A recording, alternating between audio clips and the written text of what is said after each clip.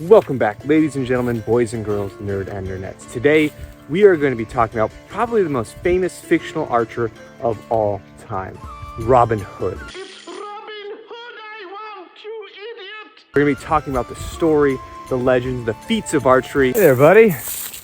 What? What you doing? I'm doing an intro, like an intro bit. Oh, you mean the brigand, the highwayman? The no good outlaw, is that where we're at now? Is that how low we've sunk as a channel? Look, I get why you're saying that, but I feel like you're coming from the place of like status, maybe? Yeah, no, he steals from people like me. Yeah, what did you do to achieve your wealth? I was born. Yeah, you were born. Obviously. You're still mad, aren't you? See, no, I'm not mad. No, I'm not mad at all. What? About using the bows that broke? No. Using an arrow that broke? No. Using the string that broke? No. Going on a hike? No. And most importantly, I think you're still mad that I destroyed your armor.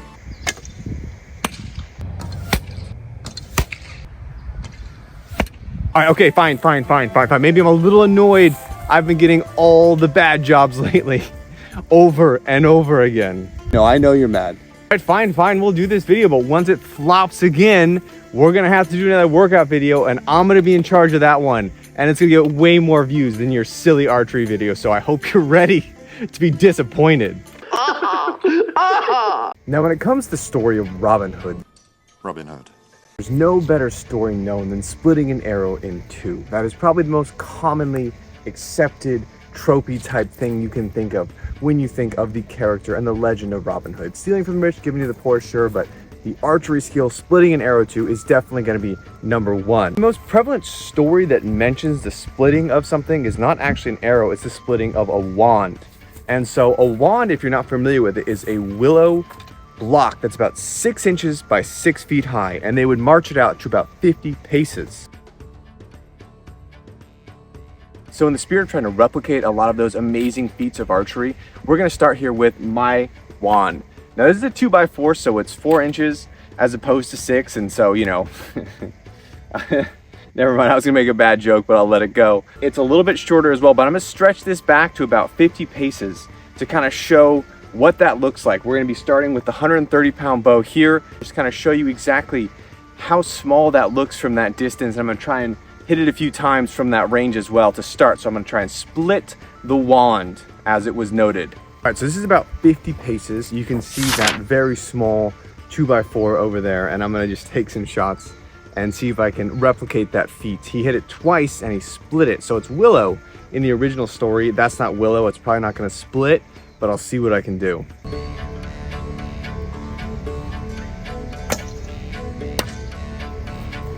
That hit, but that was definitely low, so let's try that again.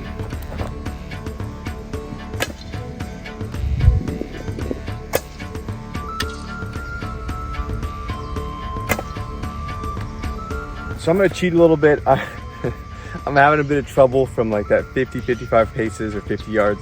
So it's 2 inches shorter, so I'm gonna go up to about 35 yards and see what I can do. Obviously, I'm not as good an archer as Robin Hood, but I wanna see regardless what I can do from here.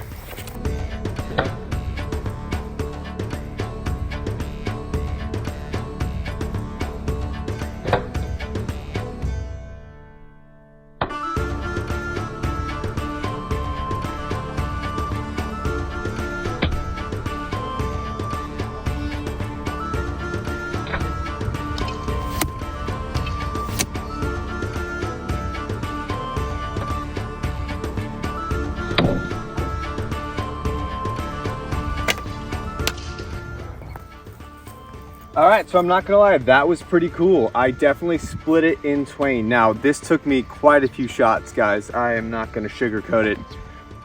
That 4-inch target back there, even from 35 yards, it was like, I could group it pretty close here, but actually getting that center hit was actually quite difficult.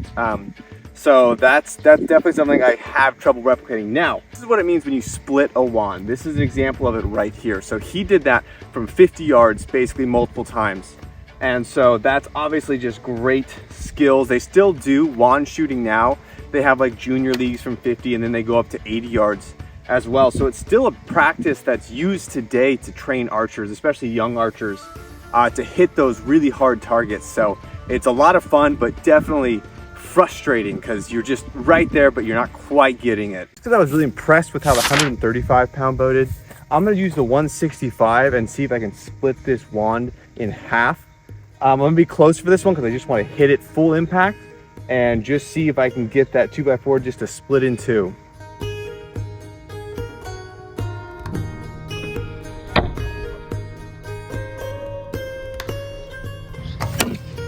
So I was not quite able to split it in two necessarily. I spit Robin's arrow in twain! But that's about as dang close as I think you are going to get with it. So here's the 2x4. Here it is with the 165. So you can see with the 135, I was about 30 yards, so I was further away, 35 yards. That didn't go quite as deep. This one here punched through and through. And that's a 2x4 right there. So that's 2 inches. So even with like a 2-inch shield, that's punching in and through. So just give you a sense of that. Again, I was close, but still, you're not gonna lose that much speed over 25 or 30 yards. It's gonna be a flat trajectory that whole way. So still terrifying to think about. So what exactly do we know about the historical Robin Hood? Well, the earliest mention we have of him is in 1377 in the writings of William Langdon, where he refers to the rhymes of Robin Hood. So those predate the ballads of Robin Hood. So it would have been around even before there. But the name Robin Hood was around even before that. It was thought it went back to even Henry III as someone who was just written as a brigand. But the most elaborate and full picture come in the Gist of Robin Hood, I think it is Gist, in which it's broken down to 8 feats. And that's a section. So each section is like a different part of a story. And only a few of those sections really mention the archery skill. That's going to be the 5th and the 7th. All right, so the next thing I would like to try is splitting an arrow, basically the legend itself. The way I'm going to do this, I'm going to start with these 1/2-inch ash shafts. So the one thing to be aware of is the arrow is going to follow the grain of the wood. So most of these you can probably see have a straight grain. That's what you can tell with a good quality arrow. If the grain is basically 90% or directional, it's probably going to snap when you release it. So you want a straight grained arrow. I have them bunched together here as well because I want to try to hit more towards the middle and see how that does. Later on, I'll put a single one in there, but just to get the concept going, I'm going to do this bundle here to see how that goes. I'm probably going to be about 10 meters away, 10 yards away, because that's just obscenely difficult to even hit a target from there. So this is just kind of a proof of concept. All right, so we're set up here. I'm gonna be using bodkin tips for this initial point because I feel like that'll be a really good way to start it right there. I'm gonna go with the 130-pound bow, but if I don't get a good result, I'm gonna bump up to the 165-pound bow and see how that goes. Again, this is proof of concept. This is not gonna be 300 yards away.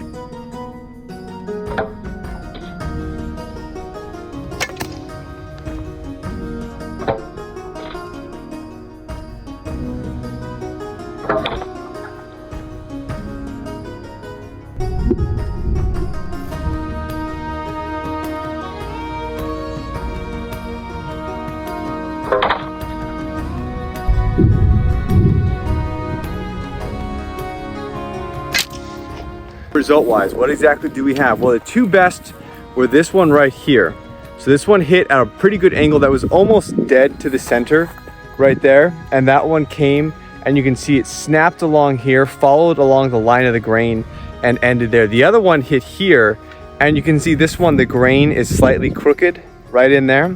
So that one there followed along, so it snapped along there. So I feel like if this one would have been just a hair bit more towards the center, we very well could have had a full split right down the middle with those bodkin tips. I definitely feel like the bodkin tips are the ones that are gonna be best to do it with, because if you have an edge like a barbed arrow, or edge like this, there's gonna be a bigger chance for it to go awry, as opposed to the bodkin, which is gonna push through and kind of splice it open as it moves and follow along that grain better without any deviation.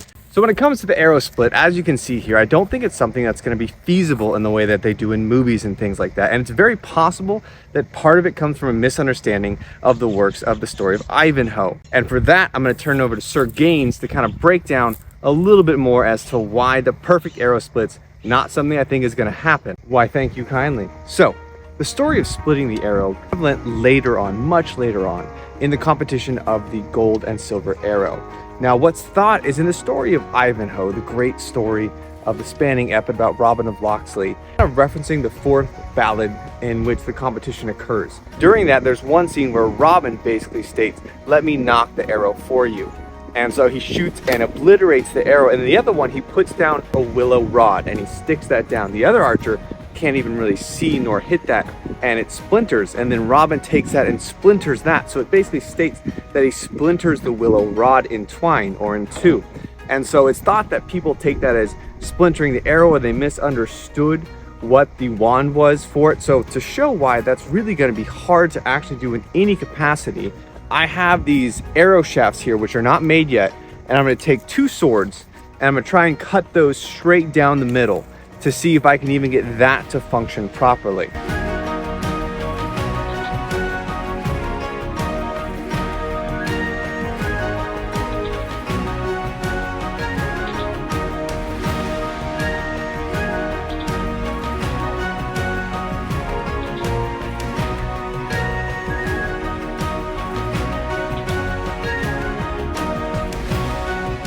So what you can certainly see is this probably would have made a decent arrow because the grain of it is relatively straight. So it's right along there. So for all the ones I cut, the biggest problem you're gonna have is when you hit, there's gonna be a little bit of flex. So you can see I came down completely straight, but then there was just enough of a bend or an imperfection that would, or wobbled enough to where it pushed it off to the side. So you could certainly come in just right with an arrow, but it's still going to kick it out to the side, and that's going to cause a problem with it splicing it in two, let's say. And just to up the ante a little bit, this is an arrow that's broken here. You can see right there where the horn is. So this was a horn knock, so it's reinforced, and that's actually a really thick piece of horn. So I'm going to do that again with the sword on this arrow, because this is a pretty decent one. I'm going to see if I can come straight down the center if I were, in fact, to basically hit it center.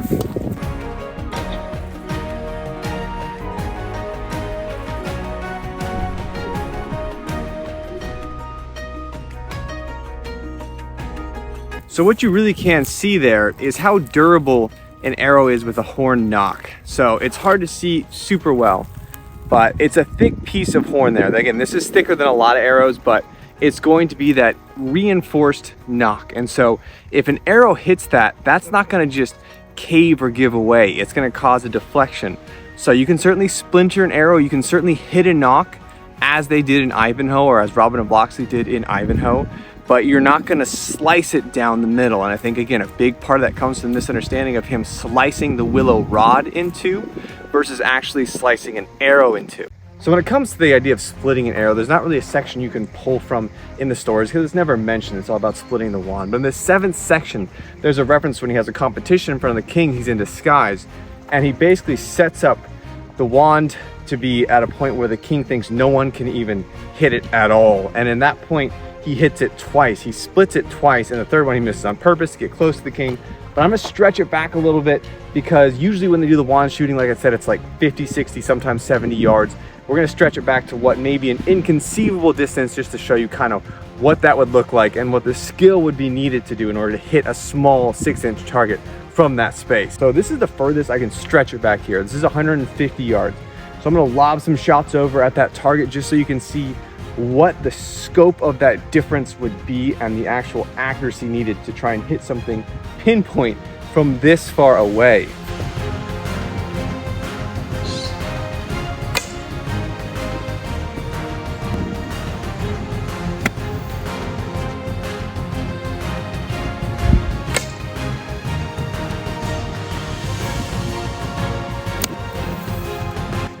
And so the normal result of like clout shooting or distance shooting from like 150, 180 yards is going to be analogous to this, where you're kind of getting near a target, but you're not necessarily lining up straight on it. So the fact that he was able to split an arrow from further distance than this is just on borderline, supernatural ability. Now, despite my earlier throwaway joke in the beginning about the nobility or knights being robbed by Robin Hood, stealing from the rich, giving to the poor, he really was against corruption. In the story of Robin Hood and the monk, he stole from the church. And that's really what he stood for. He stood against systemic corruption. And in that time, even the Catholic Church was very well looked at to have massive corruption in their ranks.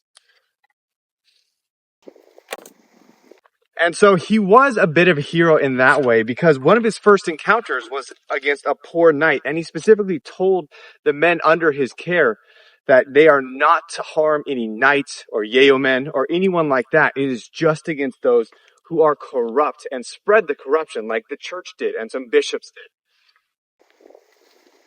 did. That is the story of Robin Hood, or as best as I can tell it. Personally, I hope you guys enjoyed and learned a thing or two, and I think I just broke one of my arrows. Gosh dang it. I thought I was gonna make it without breaking any on this video. Always gotta be one. Well, hello everyone. I bet you're surprised to see me doing the outro on an archery video. Well, I mean, honestly, the big thing is that with Robin Hood, we can't really be sure of much of the history. There's a lot of ballads, there's a lot of stories, there's what's become romanticized, there's what exists in the public eye. What we know for sure was that there were records and ballads and songs of a highwayman and an archer who had extreme skill. Later on in history, he became attributed with Richard, which is reflective of like the post-Crusades. So that's where that take from Ridley Scott's Robin Hood came from.